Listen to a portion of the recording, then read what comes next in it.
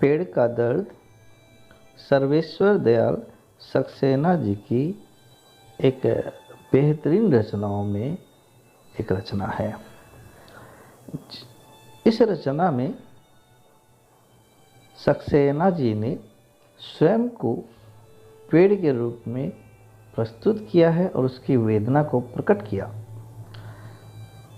प्रकृति के प्रति उनका ये प्रेम उनकी प्राय सभी रचनाओं में देखने को मिला। सामाजिक विषय को लेकर वे बड़ा उद्विग्न थे। आज हम चर्चा करते हैं पेड़ का दर्द।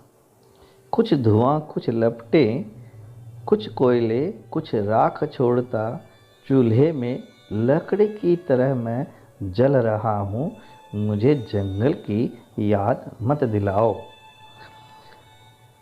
कवि पेड़ की व्यथा को स्वयं पेड़ बनकर कहते हैं कि जो ही मुझे काट दिया जाता है मैं लकड़ी बन जाता हूँ और फिर मेरी नियति क्या हो जाती है कि कुछ तो मैं धुआं बनकर उड़ जाता हूँ, कुछ मेरी ऊर्जा जो है वो लपटों के रूप में परिवर्तित हो जाती है और कुछ मैं कोयले में बदल जाता हूँ और कुछ मेरी राख बन जाती है और चूल्हे में मेरा वजूद एक लकड़ी की तरह है और मैं केवल उसमें जल रहा हूँ, मुझे जंगल की याद मत दिलाओ।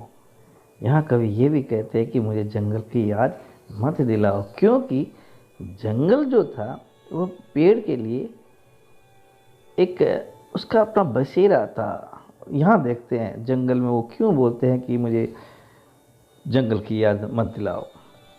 हरे भरे जंगल की जिसमें मैं संपूर्ण खड़ा था, चिड़िया मुझ पर बैठ चहचहाती थी, धामिन मुझसे लिपटी रहती थी और गुलदार उछलकर मुझ पर बैठ जाता।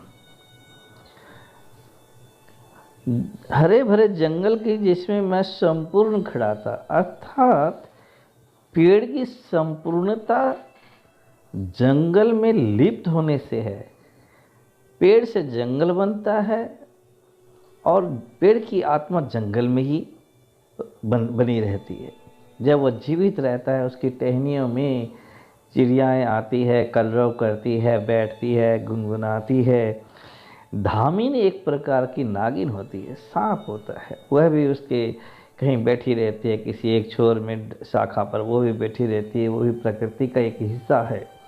और गुलजार उछलकर मुझ पर बैठ जाता।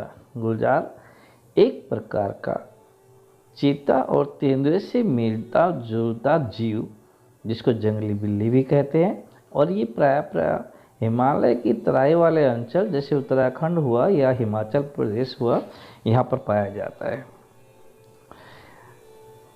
कुल भाव ये है, कवि कहता है कि मुझे जंगल की याद मत दिलाओ क्योंकि मुझे काट दिया गया है और मैं अब राख बन गया हूँ, चूल्हे में जलकर कुछ कोयला बन गया हूँ, इत्यादि इत्यादि बातें। और जब मैं जंगल में था तब मेरा जीवन लहलहाता था। इसका अगला भाग हम दूसरे वीडियो में देखेंगे।